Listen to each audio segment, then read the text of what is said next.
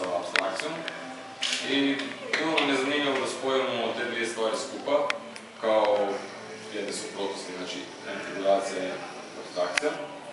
I kako smo došli na ideju da nazovemo tu izložbu rad smjerova i da se isto bavimo po smjerovima filozofskog vremena, dok se on bavi vojnicima, pa smo uzeli te dvije reći i spojili skupa.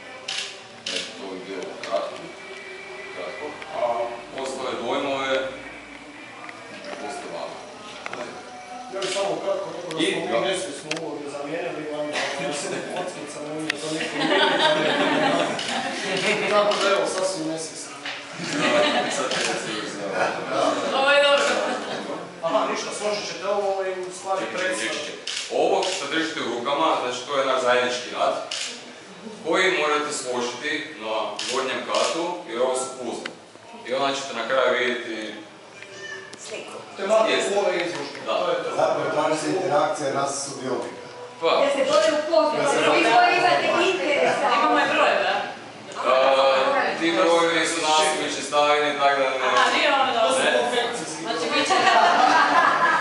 To je da vas malo... Može kolega nešto, naš prijatelj, otegnuti jednu stvar, pa će on malo krenuti. Evo, to su bili Bakci i Reljac, relacija Čakovec, Grobnik, Baka.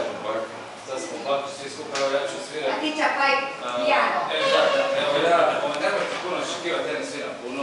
Svirat ćemo Moonlight sonatu, vidjeti ga, Mesićevu salatu, Beethovena.